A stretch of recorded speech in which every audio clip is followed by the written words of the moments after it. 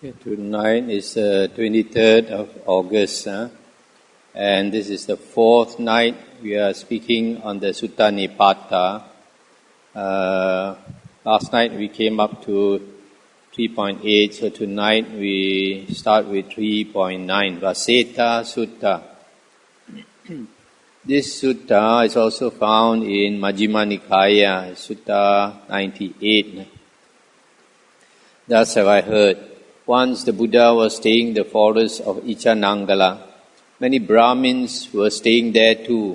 Famous men like Chanki, Taruka, Pukarasati, Janusoni and Todeya, all well-known, erudite and wealthy Brahmins.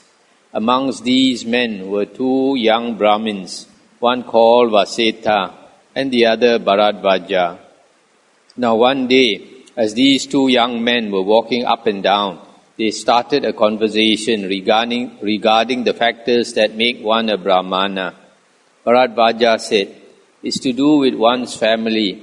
If one's family background is pure and there has been no intermarriage with other castes for 7 generations back on either one's mother's or one's father's side, then one is a Brahmana." But Vaseta said, "If one's actions are good and duties are observed, then one is a Brahmana." Bharadvaja stuck to his theory and Vaseta stuck to his. Neither could convince the other that he was right. So Vaseta suggested that they go and ask someone else's advice. "Listen," he said to Bharadvaja, "there is a hermit called Gotama, a prince of the Sakyans, who has renounced his family and of whom it is said, that blessed one is such since he is accomplished, fully enlightened, endowed with wisdom and conduct, sublime, the knower of worlds, incomparable leader of men to be tamed, teacher of gods and men, enlightened and glorious. He himself, having realized the Dhamma, makes it known to the world of men and gods, including ascetics and Brahmins. He teaches the Dhamma which is good in the beginning, in the middle and at the end, full of meaning, rich in words and wholly complete. He teaches a perfect, pure life. Good indeed is the sight of such arahants." "Well, Bharadvaja," said Vaseta, "let's go to this man Gotama and ask him to clear up this question, and we will take it as the recluse Gotama explains it." "Very well," said Bharadvaja, "let's go." So the two young men went off to look for this master. When they found him, they greeted him politely and sat down on one side. Then Vaseta spoke to the master in these words, "Sir, we are both students of the orthodox teachings, and we are both recognized and accepted as experts in the study of the Vedas. My teacher is Pukarasati, and my friend here studies with Taruka. We have studied all the commentaries on the 3 Vedas, and we are qualified to teach the subjects of meter, grammar and chanting. But even so, Gotama, there is one question about which we are in disagreement, namely the importance of heredity. Bharadvaja insists that a man is a Brahmana because he is born as one, but I am sure that it's what a man does that counts. We want you, who has vision, to know about this argument. Because we can't settle it between ourselves, we have come to ask you about it. We have heard that you are called the fully enlightened one. You are treated with respect by men. They fold their hands when they see you in the same way they go forth to respect the waxing moon. You are the eye of the world, Gotama. So we ask you to look at this question. What is it that makes a man a Brahmana? Is it by birth or is it by what he does? We can't work it out, Gotama. So please explain it to us and tell us what a Brahmana is." The Buddha answered Vaseta in these words, I shall explain to you in proper order and in accordance with the fact the different kinds of living things, since there are diverse species. If you look at trees or grass, although they may not be conscious of it, there are lots of different kinds and species. There are divergent species. Then there are insects, large ones like moths and small ones like ants. With these creatures too, you can see that they are of different kinds and species. And in our 4-footed friends, four-footed animals, whatever the size, you can see that they are of different kinds and species. Now look at the creatures that crawl on their bellies, the reptiles and the snakes. You can see that they are of different kinds and species. Look at the fish and water life. Look at birds and the breeds that fly. You can see that they are of different kinds and species. There is not among men different kinds and species in the manner that they are found among other species. Unlike in other species, there is not among men differences in kind or species with regard to their eyes, ears, mouths, noses, lips, eyebrows, and even their hair. All are of the same type. From the neck to the groin, from the shoulder to the hip, from the back to the chest, it is all of one kind with men. Hands, feet, fingers, nails, calves, and thighs are all standard, and so are the features of voice and of color. Unlike other creatures, men do not have characteristics which distinguish them at birth. They do not have the variety of inherited features that other creatures have. In fact, in the case of humans, differences are differences only by convention. For example, Vaseta, if a man keeps cows and lives off their produce, then we know that he is a farmer. We do not call him a Brahmana. Similarly, when a man lives by a particular craft, then we know he is a craftsman. We do not call him a Brahmana. If he supports himself by trading, then we know he is a merchant, not a Brahmana. When a man gets paid for serving other people, then we call him a servant rather than a Brahmana. A man who lives by taking other people's things is known as a thief rather than a Brahmana. And a bowman who sells his skill is known as a soldier. We do not call him a Brahmana. A man whose work is performing rites and ceremonies is known as a priest and not as a Brahmana. And the man who lives off the produce of countries and villages is known as the landlord or a king. We do not call him a Brahmana. I do not call a man a Brahmana just because of his mother or because of his breeding. Just because a man is entitled to be called sir, it does not mean that he is free from habit and attachment. He who is free from attachment, he who is free from grasping, is the person I call a Brahmana. This word Brahmana, here the Buddha means a holy man. When all the chains are shattered, when there is no more agitation, and a man has freed himself and thrown off his shackles, that is the person I call a Brahmana. He who has cut off the strap of ignorance and harness of false views, who has removed obstacles and is enlightened, is one I call a Brahmana. He who, without getting annoyed, endures insults and violence, whose strength and army is endurance, is one I call a Brahmana. There is no anger and there is no ignorance. There is only strength of restraint and the power of pure action. So there is no habitual repetition, no rebirth. This is what I call a Brahmana. Like a water drop on a lotus leaf, a mustard seed on the top of a needle, sense desires roll off and leave no trace in him. It is such a person I call a Brahmana. Losing weight and dropping a chain, here, right here in this world, we can see how even suffering has an end. This is whom I call a Brahmana.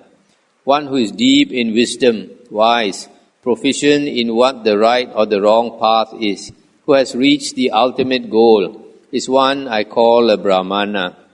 No props, no dependency, no need to mix with other people, whether property owners or wandering monks, the minimum being good enough. This is what Brahmana means. To lay down the weapons of violence, to stop killing any being, to stop causing others to kill any being. This is what Brahmana means. He who shows no anger towards those who are angry, peaceful towards those who are violent, not grasping among those who are bent on grasping, is one I call a Brahmana. He who is wanting, hating, pride and envy have dropped away, like the mustard seed which has rolled off the needle top, is one I call a Brahmana. He who speaks words which are not harsh, and words which are meaningful and true, words which do not arouse another's anger, is one I call a Brahmana. No possessions, no things have been appropriated, whatever the size, quantity or value. This is what Brahmana means. No expectations, not a hankering for this world or for any other. He is untied, released. This is what Brahmana means. An absence of wanting. Questions and doubts disappear in knowledge, and he plunges into the absence of death. This is what Brahmana means. He who has gone beyond the impurity of both merit and demerit, who is free from grief and defilement and is pure. This is what Brahmana means. The clear, calm, stainless, moon-like quality where the shackles of constant becomings are cut and thrown away. This is what Brahmana means.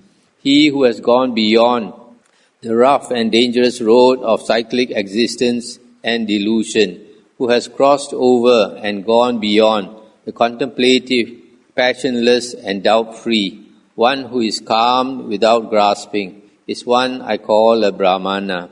Sense pleasures have gone. He lets them go for the life of a wanderer without a home. The sensual pleasure of constant becoming has gone, thrown away. This is what Brahmana means. Craving, demandings have gone. He lets them go for the life of a wanderer without a home. The hankering after constant becomings has gone, thrown away. This is what Brahmana means.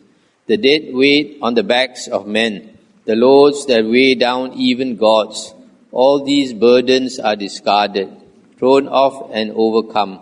He is untied from the yoke, released. This is what Brahmana means. Avoiding delight and aversion, he is cooled and free from bases that lead to rebirth. He is a hero who has overcome all the worlds and is one I call a Brahmana.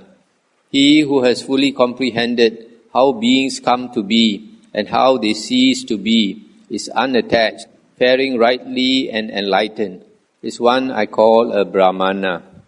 He whose destiny cannot be known by gods and human beings, the person who has eradicated the passions, a worthy one, is one I call a Brahmana. As for possessions, he has nothing, nothing in the past, nothing in the future, nothing in the present. He does not hold on to anything at all, freed from clinging. This is what I call a Brahmana. A hero, a man of greatness, of prominence, of wisdom, a man of fearlessness and victory, non-attached, washed in the waters of wisdom, enlightened. This is what I call a Brahmana. He knows his earlier lives. He has seen the other forms of life, the woeful states and the happy states. This is the attainment, reaching the end of the chain links of births. This is what I call a Brahmana. So what of all these titles, names and races? They are mere worldly conventions. They have come into being by common consent. This false belief has been deeply ingrained in the minds of the ignorant for a long time. And still these ignorant ones say to us, one becomes a Brahmana by birth. On the contrary, no one is born a Brahmana. No one is born a non-Brahmana. A Brahmana is a Brahmana because of what he does. A man who is not a Brahmana is not a Brahmana because of what he does. A farmer is a farmer because of what he does. And a craftsman is a craftsman because of what he does. A merchant, a servant, a thief, a soldier, a priest or a king, each of them is what he is because of what he does. So the wise men see action as it has really come to be. They are proficient in the fruits of action, and they are seers of dependent origination. The world exists because of causal actions. All things are produced by causal actions, and all beings are governed and bound by causal actions. They are fixed like the rolling wheel of a cart, fixed by the pin of its axle shaft. A Brahmana is a result of self-restraint, wholesome living, and self-control. This is the essence of a Brahmana. So Vaseta, let this be clear. There are people who are wise and experienced in all the three areas of knowledge, who are calm and have finished with the chain links of repeated becoming. These people should be known like Brahma or Indra. Stop here for a moment. These three areas of knowledge, I think the commentary says, is the three Vedas. But in the Buddha's discourses, the three knowledges are the three abhinyas. It's not the three tevijja. The three abhinyas are being able to see the past life. Second, having the divine eye, can see beings dying and taking rebirth according to karma. And the third one is destruction of the asavas. Then Vaseta and Bharadvaja said to the Buddha, "It is amazing, Venerable Gautama. It is wonderful, Venerable Gautama. Just as if one might raise what has been overturned and reveal what has been hidden, or point out the way to him who has gone astray, or hold out a lamp in the dark so that those who have eyes may see objects. So likewise has the truth been explained by Venerable Gautama in various ways. Therefore we take refuge in him, his Dhamma and his Sangha. May the Venerable Gautama accept us as lay followers, who henceforth have taken refuge in him for the rest of their lives." So this sutta, the Buddha clarified to the two young Brahmins. To the Brahmins, this word Brahmana means their caste. But because there are no more real Brahmanas, Brahmanas are supposed to be ascetics. First 48 years of their life, they beg for their food, live a life of renunciation and all that, which later Brahmins did not practice. So we differentiate the Brahmins from the Brahmana. The real Brahmana is a holy man, what is supposed to be. These two young men, Vaseta and Bharadvaja, later became monks. If you remember, in the Khuddaka Nikaya we went through, there's one sutta where they became monks. And then they came to ask the Buddha some question again. The next sutta is 3.10, Khuddaka Sutta. This is also found in Samyutta Nikaya 6.10. This Khuddaka is a follower of Devadatta. Once when the Buddha was staying in the Jetavana monastery at Savatthi, a monk called Khuddaka came up to him and said, "Sir, Sariputta and Moggallana are full of unwholesome desires. They have been quite taken over by unwholesome desires." And the Buddha said, "Khuddaka, don't say such a thing. Have confidence in your mind as far as they are concerned. Sariputta and Moggallana are well behaved." But Khuddaka repeated his accusation against the two disciples. The Buddha replied as before, but the monk again insulted the disciples in the same way. For a third time he was asked by the Buddha not to do so. Then Khuddaka, making a deep bow to the Buddha, got up and went away. He had only gone a short way when he started to feel ill. His whole body came out in boils the size of mustard seeds. These boils began to swell, growing bit by bit until they were as large as peas. Then they grew as large as beans, as eggs, as crab apples, and as quinces. At this point, they burst open, oozing pus and blood. From the illness, Khuddaka died, and as a result of the ill will that he had shown, he was reborn in one of the states of misery which is known as the Paduma or lotus hell. Towards the end of that night, the Brahma Sahampati came to the Buddha and told him how Khuddaka had died and how his ill will had caused rebirth to take place in the Paduma hell. Early next morning, the Buddha called all the monks together to explain what he had been told about Khuddaka's death. "Monks, the life of a being in the Paduma hell state lasts so long that we can hardly describe it in numbers. Khuddaka has taken birth there because of the ill will he had for Sariputta and Moggallana." And as teacher, the Buddha went on to say, "A person that is born is born with an axe in his mouth. He whose speech is unwholesome cuts himself with his axe, with the axe. When a man praises someone who should be blamed, or attacks someone worthy of praise, then this man is accumulating evil with his mouth, and this evil will not lead to happiness. It is little harm if one loses money in gambling with dice, even losing everything, including oneself. But if one bears ill will towards well-conducted ones, it is greater harm indeed. Insulting men of real worth, bearing ill will in thought and speech, leads to aeons upon aeons in the states of misery, means world cycles. Lying leads to these states, doing something and then saying, I didn't do it. This is the same as lying. In terms of death and rebirth, both actions are equivalent. At death, you must face the consequences of unwholesome actions. When a man attacks someone who is peaceful, pure and uncorrupted, then the attack turns back on the foolish man who started it, as dust thrown against the wind. The person who has a greedy disposition insults others with words. He is faithless, greedy, miserly and slanderous.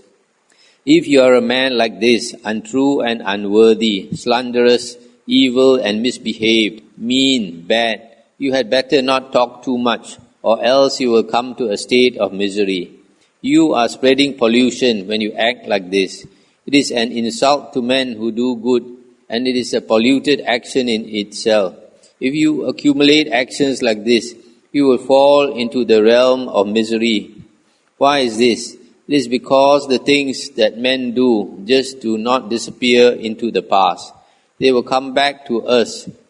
They will return to their Maker. A man whose actions are polluted is foolish.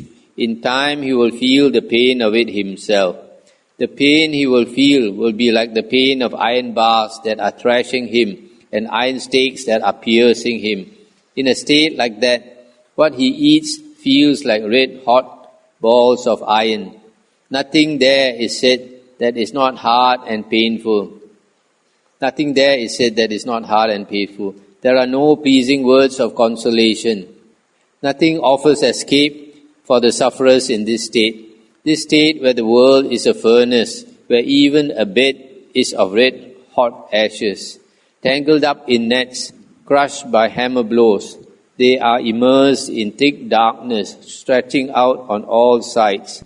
Then they find themselves in a cauldron, burning and boiling, bubbling up and down in the heat of the furnace, heaving their bodies around.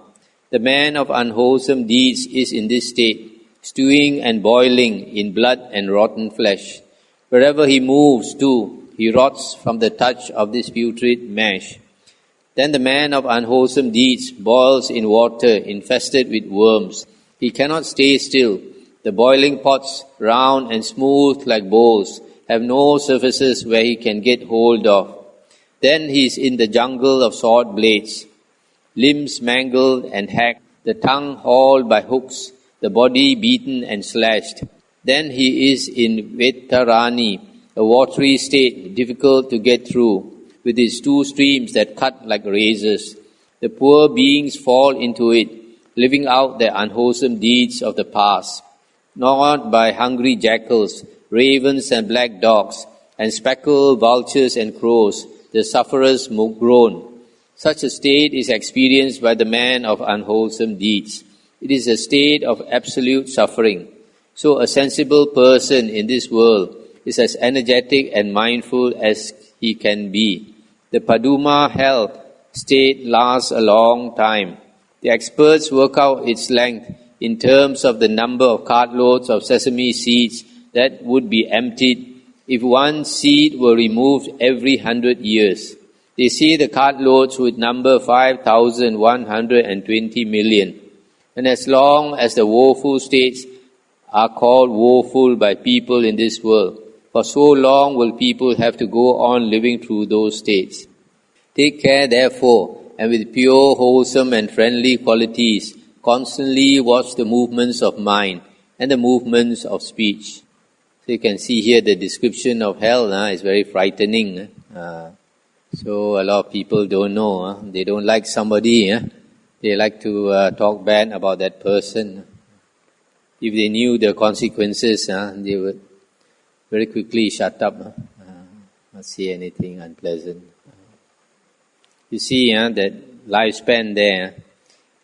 100 years, you can only remove one seed.